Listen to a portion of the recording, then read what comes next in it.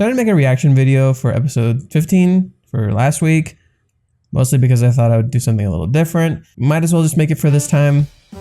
Don't worry about it. With that being said, hi, I'm Fate. Talk about the girlfriend stuff. Today we're reacting and reviewing, quote unquote, episode 16 of season 2.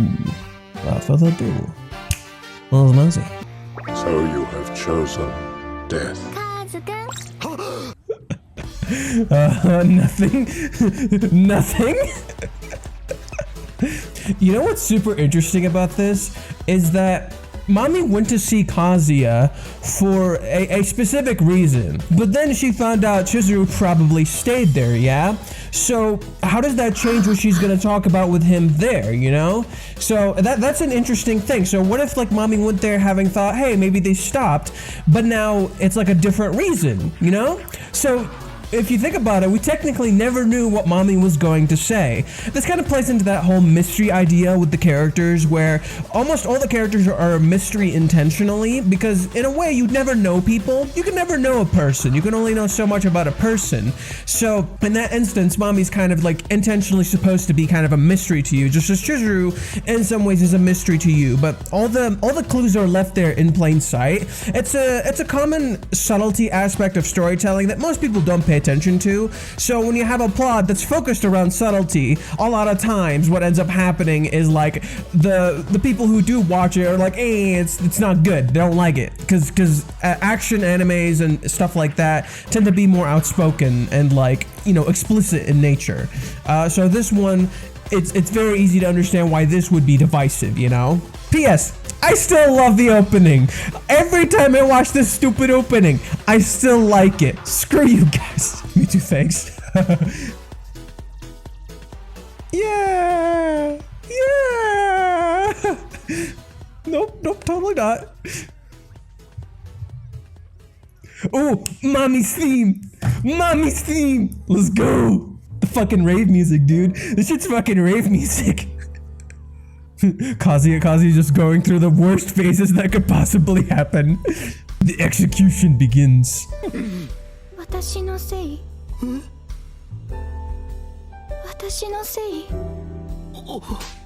Whoa, the shift in tone.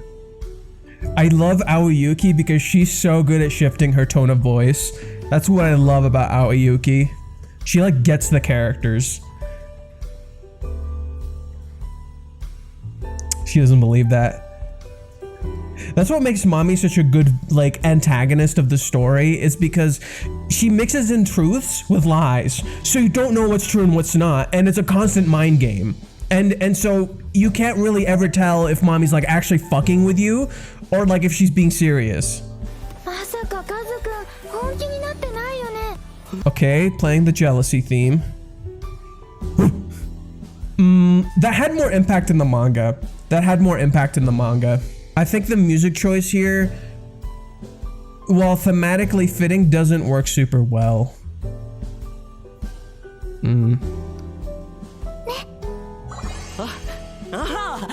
That was a keyframe, or key animation, sorry. So, who listened to Mami here and completely agreed with her?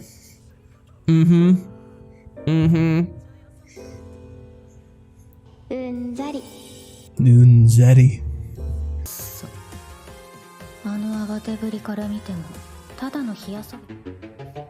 New theme? This is some boss music, what the shit? Aoyuki in her tone of voice. Magical, dude. This is, oh, what the fuck is this song? It's so weird and creepy. Hot. Kibei's hair is so much longer in the anime. Oh. Straight into the girlfriend of the night. And so Ruka comes back to center stage. That's kind of cute.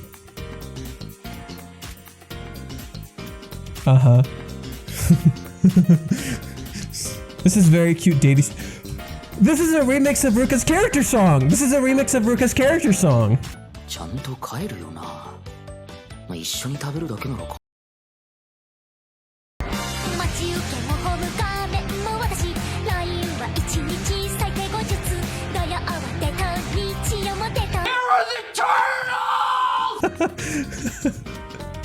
Ruka using the power of hockey to convince Kazuya.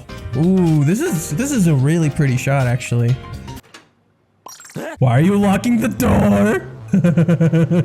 Oh, Ruka. She's oddly prepped for this. She's oddly prepped for this. No! No! No drinking with a minor! No! What?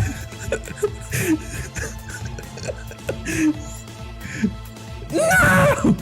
Yo, this is more. Huh. Busted. This is all the remix of Ruka's character theme, by the way. It's very cute.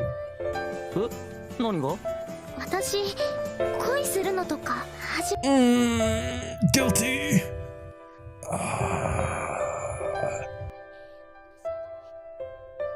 Yeah, doesn't look. Well, looks pretty good actually. What the hell? Oh, and she cares a lot.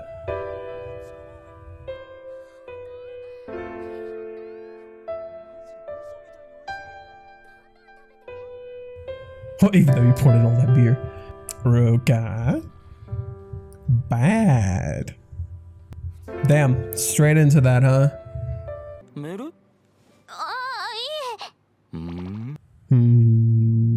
That's sus, Ruka. No, you don't! No, you don't!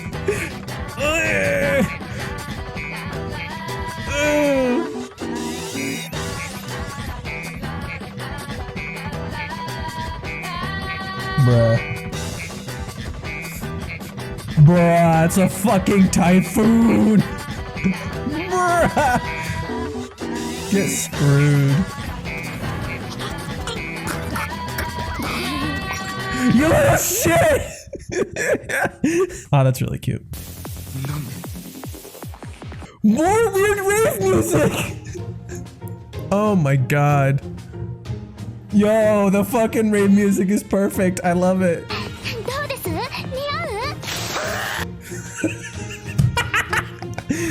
Oh, Ruka. Oh, she's gonna kill him.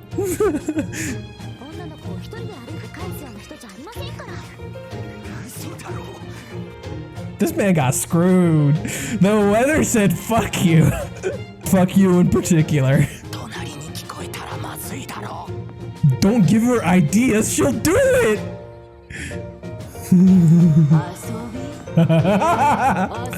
Bruh. Damn, this shot's really cute though. Yeah! Kazuya, please.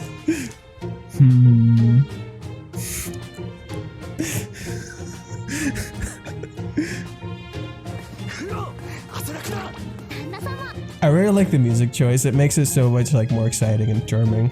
That's not Kazuya's hair, that's Ruka's. No. Yo, Kazuya with his hair down looks kind of sexy. What the fuck? Oh no. Danger zone. And so he. That's some hentai shit. I love it. Ruka without a ribbon. The anime fans finally get to experience that. How magical is it? Nothing. Wait, that's like one of the songs. They're watching a video. She made a TikTok. She made a TikTok. That's true though. Like, let's be real. Like, like she's a cute anime girl. She's gonna get views. Stop it. Oh, the temptation. Oh, the dangers of temptation. The dangers of temptation. Don't do that! Don't do that! Oh god, don't do that! Ah! It went from like, oh, this is barely okay to ah!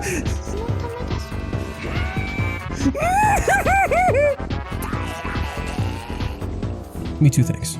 Ooh. Ooh, I really like the atmospheric lighting that's going on right now with this scene. Torment. Bruh. boost now clarity. I love it. She's hyper aggressive today, bro. She's hyper aggressive. You screwed. Yes, but actually no.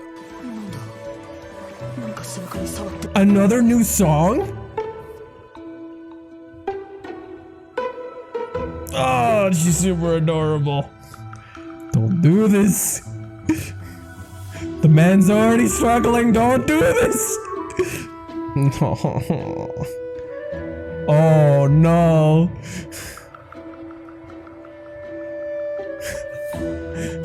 Devil Kazuya. P.S. This is all the same voice actor. I love it. Oh my god. Sex excuses as you want. Oh my god.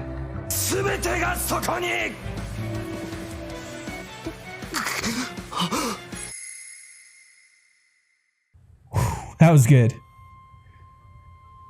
Nice. Nice. That was really good. That was a really good transition. I like it.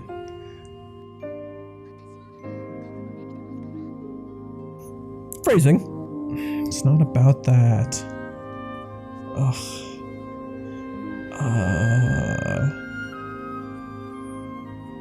This is a good character moment for Ruka.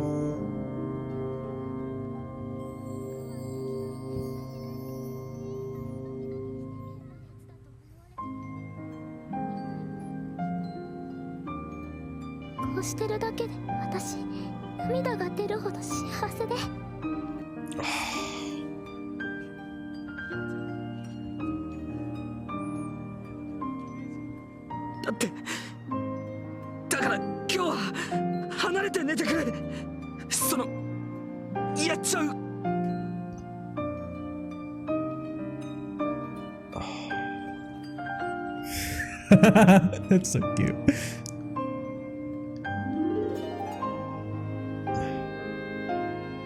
The delivery by Shunhuri as Kazuya. Perfect. Chef's kiss, dude. Shunhuri has been on a fucking roll.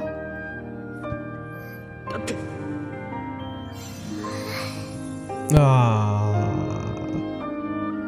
very cute. Oh!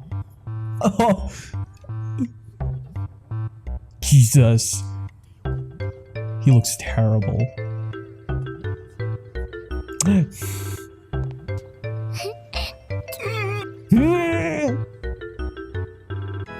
Cheeky little shit. Oh.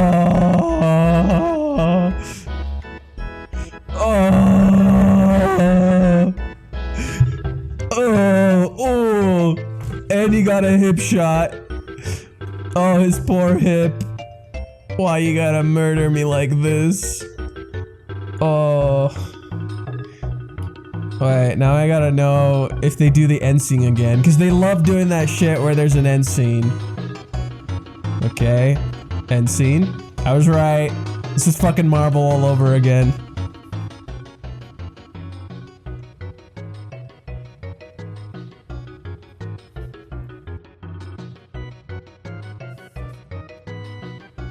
No, you should be afraid. This is anime, motherfucker. This is anime, motherfucker.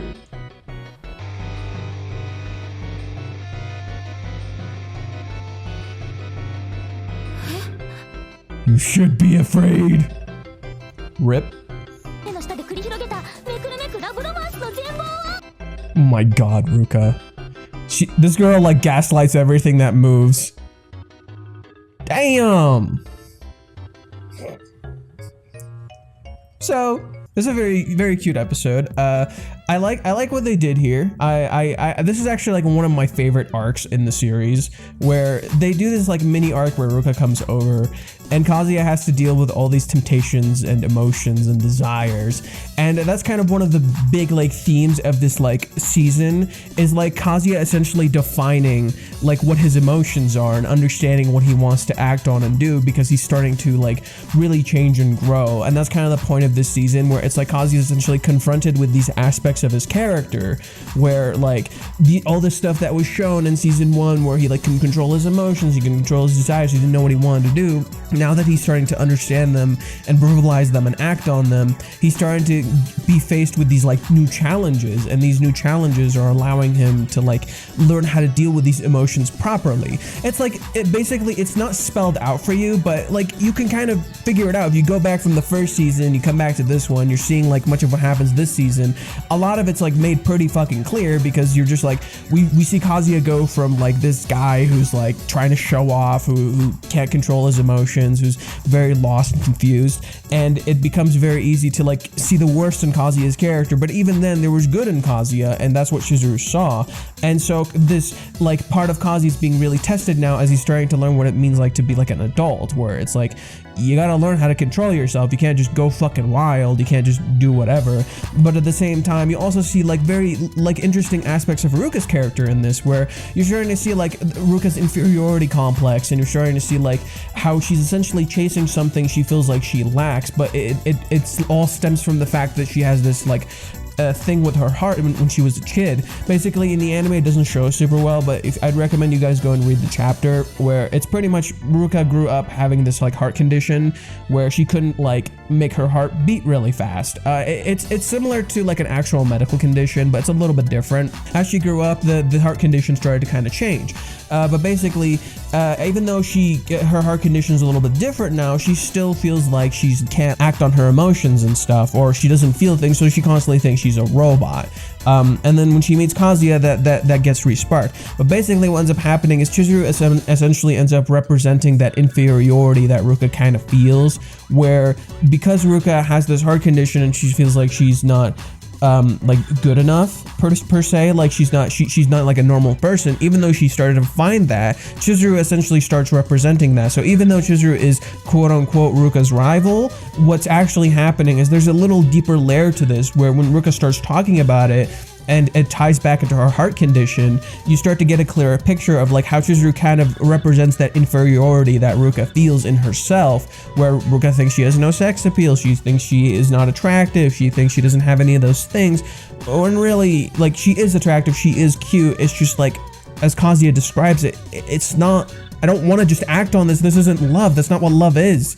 Like, love isn't just purely physical. Like, I want to do this because I like actually love you and care for you, not because I just want to go to fucking town. And this is why I like this episode, because it captures that really well. And you see this interesting like thing where you see like Mami like doing her own shit, being sus as fuck and scary. And there's a lot of interesting music choices too. There's a lot of like different music choices. I love how upbeat the music is because it works. But there are times where the music like it feels a little weird and kind of jarring because it doesn't like make the scenes flow super well. Particularly, for example, when Kazuya is talking to Mami, I might change my mind on a future rewatch, but my initial reaction was like, for example, I was playing the jealousy theme with Mami's character. It wasn't particularly working for me because I was just like, I get why the theme is there, thematically fitting, it makes sense, but at the same time, it doesn't help like the pacing of the situation and like how the manga makes it cut and makes it feel super sudden. So in that scenario, I actually felt like the manga was a little bit better in terms of the Mami scene. However, they did the scene with the phone case really well. I like that. I thought the scene with the phone case was really well because it was playing this like really super intense music, and then the music suddenly cuts, and then Kazuya sees the phone case. I'm like, yes, that's how you fucking do it. That's how you grab my fucking attention. That's how you do that part. So yeah, I just think like I hope that this is one of those chapters that's kind of somewhat understood about Kazuya, because I feel like what's gonna end up happening, and this is a reoccurring theme with the anime community in this story, is that we see negative aspects of Kazuya's character, and then because of that, we judge his entire character based on that. And so we have this like lack of understanding that really kind of sucks because we're not getting the full point of the story. And I feel like that's kind of what ends up happening, not just in the first season, but like the entirety of the story, where people see the negative aspects of Kazuya's character and they immediately judge him for it because they're just like, oh, how is this supposed to be a character we can empathize with because he's not doing all the right things, or he's not doing stuff that's like easily relatable and stuff like that. So I just think we have like kind of this like expectation that's like hindering our perception of these characters, and the process is limiting how we understand them. This applies to Kazuya Kazuya and pretty much the entirety of the cast. It doesn't apply to just Kazuya. I think a lot of people really misunderstand these characters, and because this series utilizes a lot of subtlety, not just in dialogue, but character expression and all these things, we miss them. And this is a type of series that rewards you on a second watch. The more you watch the series, the more it rewards you, because the more details you start picking up on, and then you start realizing, oh wow, this isn't actually like bad. Like, I'm just making all these assumptions because my initial feeling makes me think it's bad. But then once you start rewatching it, it's not really bad. And this is something I've said for the series for a very long time, and I think it's unfortunate that many don't like look deeper into these dialogue discussions and conversations these characters have, because there's a lot of layers to this that I think are commonly missed. I do think there is some like animation weirdness, inconsistency, and it's really strange. Like at times the animation and the line work feels like kind of stiff, and it's really weird, and I don't quite know why. I know, so Hariyama is the chief animator, and that's different from the animation director. Basically, she's the one who makes those like moments that like really shine with the characters and stuff like that. She's the key animation. That's what it is. And I know she's in charge of pretty much all of the key animation for the series, and she's the character designer. And it's really weird because when you look at this in comparison to season 1, there are some stuff that's better, but it's like the high highs are kind of like similar, but the lows are lower. That's kind of how it feels to me, at least. However, upon a rewatch, I have noticed that some stuff is better than I initially think it is. It's just because of the line work that like shows up a lot more often, and the strange coloring issue they have, it becomes far more apparent in like certain scenarios where like it's just zoomed out, or the characters are just like interacting, but it's like a small interaction. It becomes a little bit more noticeable. So it's a little bit weird for me. I think there is some strange inconsistency with the animation quality.